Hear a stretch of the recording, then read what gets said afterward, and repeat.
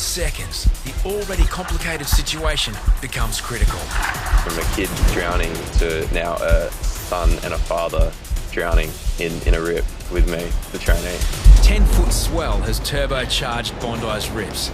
Trainee Tommy struggles to fight his way clear.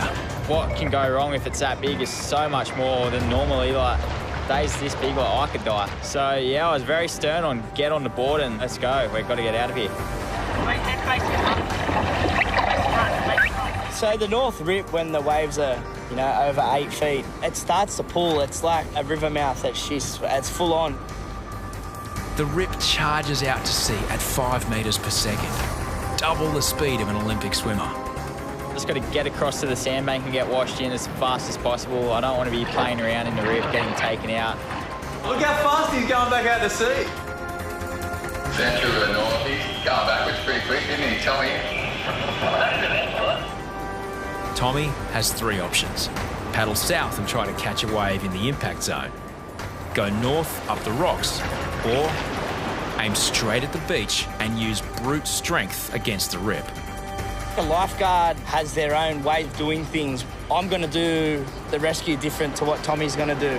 I'm not going to try and paddle against the rip because you're just going to get sucked further and further out.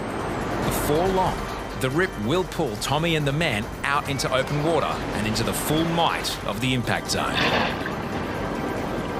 Just avoid sitting in the impact zone that was plan A. Plan B was, yeah, no, I didn't really have one actually. If I'm doing a rescue in the north corner when it's 8 foot, 98% of the time, I'm going to just take the patient up the rocks. This is Tommy's first rescue in giant surf, and he's never taken anyone up onto the rocks before. I'd never want to go up those rocks. They're scary, they're sharp. You always see people cut up on them. Let's go straight across, mate. Finally, Tommy paddles away from the centre of the rip to the edge of the impact zone. Eventually we got a little wave all the way up the beach, so pretty happy with that as a success.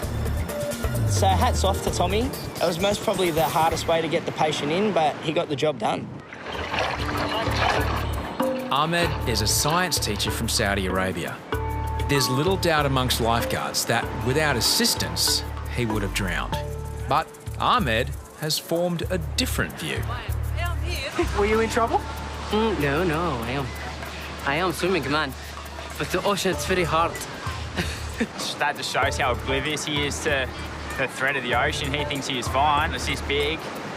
He wouldn't even known the danger he was in until he has a solid wave holding him under and he's dead. He is angry. Why? I don't know. Now we're in the situation where Harrison's trying to talk the man over to the sandbank and it's not working. Good buddy, keep swimming to the side, swim to your right. It's all part of Harrison's training. He's got to realise and he's got to understand when someone needs to be rescued. You're in huts. Seconds count. Maybe he could have gone earlier. Get in their huts.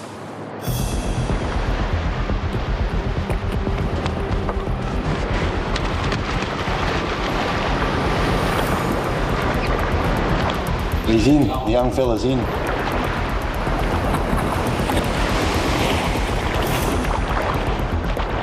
I went out there on the board and I got to him and didn't have a lot of fight left in him. All right, buddy. I know you do. Hop on, put your legs up, face the front.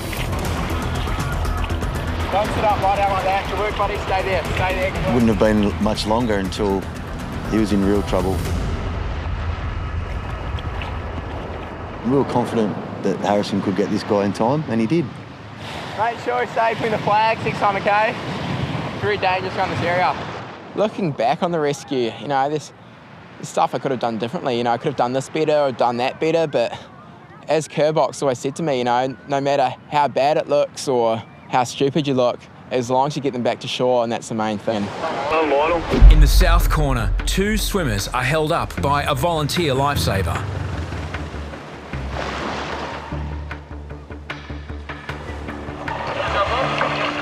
The man is covered in a generous layer of sunscreen. Could not, for the life of him, get him on my board. So slippery. I So I knew the boys were watching on the beach and I panicked. As a paid professional lifeguard, it's Luke's responsibility to get the patient to shore. Saw the clubbies drive by in a rubber ducky and, you know, passed him on. Oh, Daddy. That's so heavy, mate. He's given in. He gave him to the IRV. As soon as I've done that, I realised I'd made a pretty big mistake. He's going to get straight for that. What the hell? Tell him when he hits the beach, he has to speak to the boss. First rule of Lifeguard Club, never hand a patient over to anyone, and especially the poor volunteer that's donating his time. Who's talking that?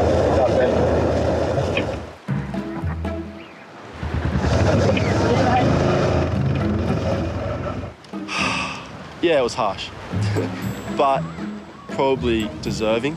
I made a mistake and it's a pretty fair punishment, I think. Veteran lifeguard Harries is willing to retrieve Luke from the shoreline. Shit, it was so slippery. That was horrendous. But that's where the generosity ends. I know people are going to be slippery when wet, but they've got to stick to the board sometimes. I know to say it, I know. It's tough love down here. I've got nothing to say. I've got nothing to say. On the lifeguards to Bondi Patrol, I just want to thank you for that rescue you guys did down the southern end of the beach. Our poor lifeguards died. Spotting a man in the danger zone, Baggers tasks young Sam with the job. Big Sammy's in here, boy.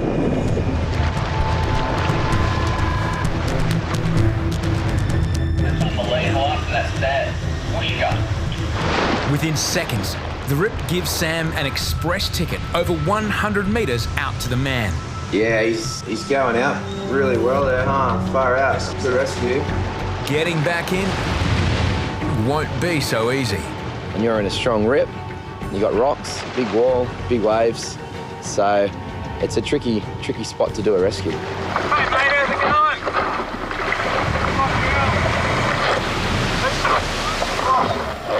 Dutch tourist Stefan never expected this when he went for a swim at Bondi. Yeah, you can see it was dangerous, and for someone who's never been there, it's pretty scary. Get on the board, get on the board, get on. Suddenly, a huge set wave looms up. Within seconds, Sam and his patient are ricocheted from the deep water of the rip into the shallow water alongside Bondi Iceberg's pool. Lie down on it. Right, lie down. He's getting smashed by waves, I'm getting smashed by waves. We're getting nice and close to the rocks. I'm thinking, yeah, this is going to be a hairy one. The rip's kind of taking you away from the beach, closer to the rocks. So you have to make a decision whether to paddle out and around or a really long paddle back to the sand, or sometimes you have to take on the rocks and go up the rocks with the patient. Never before has a first-year lifeguard chosen to go up the rocks.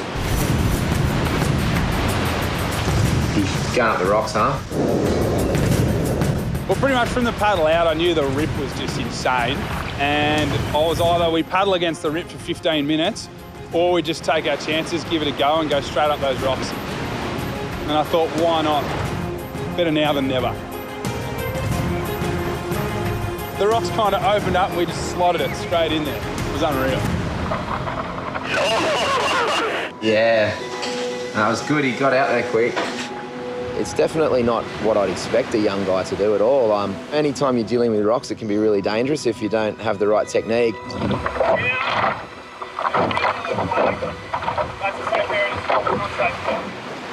Marks out of 10. We're never going to give them a 10 straight up. We'll give him a 7. All right, mate, see you later. All good, enjoy your day. Every time I go for a rescue, I get nervous because I know the boys are going to be looking at me and going, how's he going to do? There's no way I've rescued anyone that far out.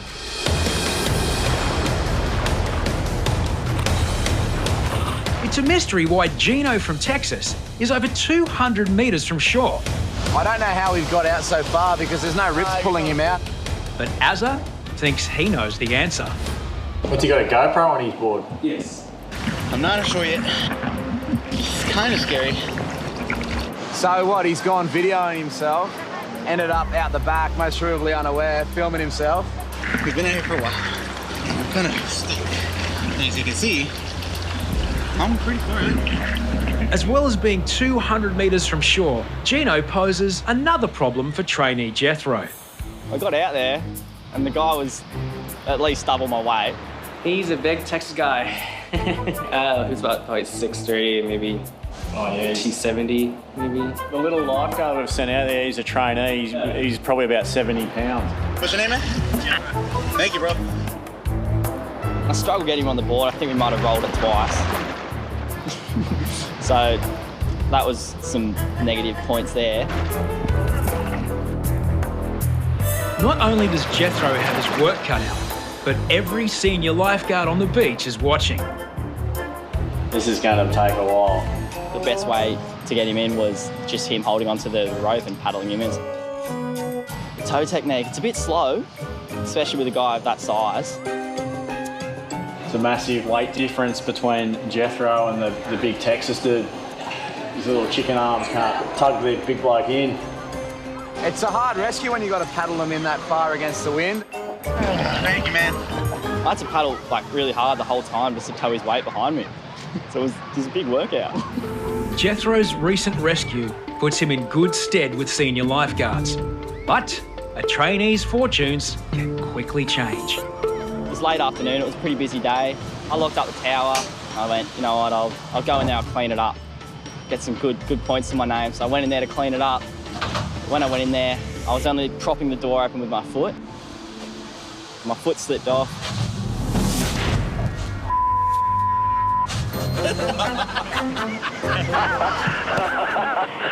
Really? Yeah, it's pretty heavy. I'm stuck. The door's not opening, eh?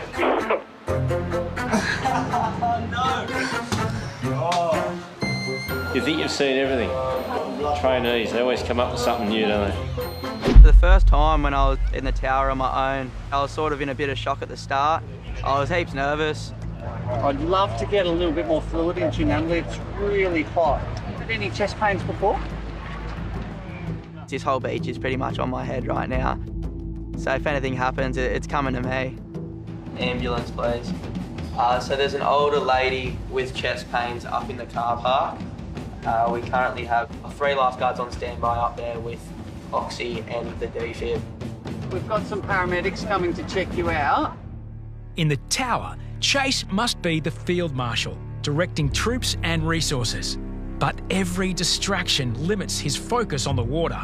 Well, that's pretty much the golden rule of the lifeguards, is watching the water permanently.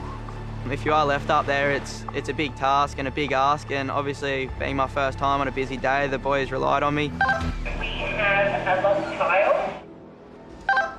Bondi Central to boys on the beach. We have a missing 2-year-old child. The lost kid isn't the only distraction. It's a really strong thing to do that. And he's like trying to punch everyone on the beach. Whereabouts? So, he's just... Where is he? Where is he? Somewhere over there. He's just, he's really drunk, he's swimming everywhere. Anyway, they told me to call the cops. Yeah, I'll just get someone to come up. I'm going to stay here, but I'll get someone on the beach to come walk up. Yeah. Thanks. Central to in the flags. There's some trying to punch everyone from the Responding to Chase's call, Troy investigates. We're definitely getting the police down here. We've got to just get some guys. Hi, Sally. I'm just calling regarding an incident down at Bondi. We're going to get the police down. There's a drunken man who's been causing a bit of a ruckus on the beach, punching people. The police are proceeding okay. I was really overwhelmed. It was getting heated. I was trying to call the ambulance, trying to call the cops, trying to call all the boys on the beach for the lost child, as well as trying to watch the water as well, which is the main priority. Amidst the chaos, the water remains Chase's highest priority. Just as I was thinking what else could happen down at Bondi Beach, I just saw this one guy going real quick. He hadn't even swum a stroke yet. Only a matter of seconds before I knew he was gone. Yeah, Mario going, he doesn't look good at all.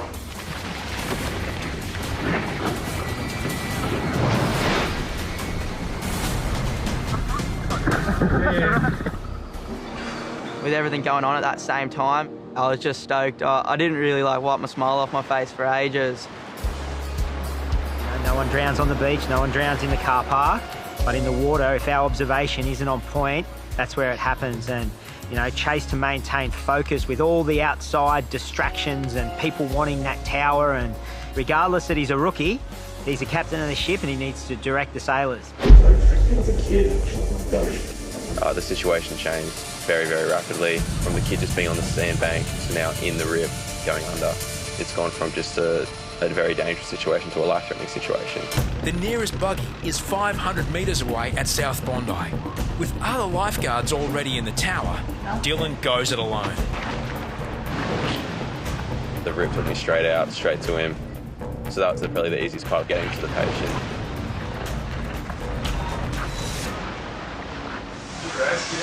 Yeah, good spot, he spotted it as well. The boy from China has no idea that Dylan is there to rescue him. As I got to him, he was very reluctant to get on the board. I think it was a bit of a language barrier, and also he was very panicked, and I think he didn't know the situation that he was in. So I pretty much had to grab his arm and pull him up, because he was going under right next to me, and he didn't want my help.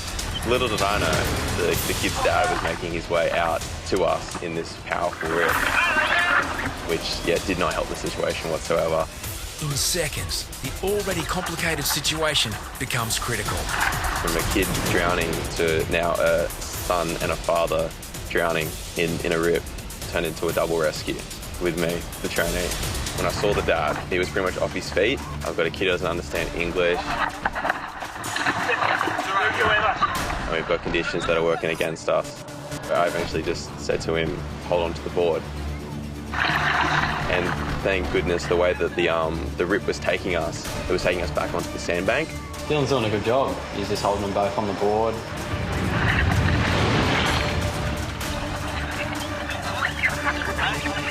Yeah, that rip is really, really quick at the moment. The little kid was definitely in a lot of trouble, and then the dad went in, so I came to back him up, but he didn't even need me, and then he was onto it. Confident, quick. It's not just senior lifeguards recognising Dylan's efforts. There was clapping on the beach, which I never got before, so that was a very cool experience. I felt a bit emotional as well about it, since I was a kid and a dad. He just swim alone. Then I just tried to catch him, but it's too far away. That was heavy. Escalated really, really fast. I wouldn't want to think about what would happen if I wasn't there, to be honest, yeah. Dylan's biggest fans are his family. Whether he likes it or not. I think he's grown up so much. I can't believe, in the last few months, how much he's grown up. And, I always thought he was so mature as a person because he's had to grow up pretty fast. But I tell you, he's made me so proud. Really, really proud. Dylan being on the beach is a safer place. It makes me really proud when he walks through that door every night. We should be really grateful to have great lifeguards doing their job well and risking their lives. You gotta stop touching my bum, Mum. Sorry. She keeps touching my bum.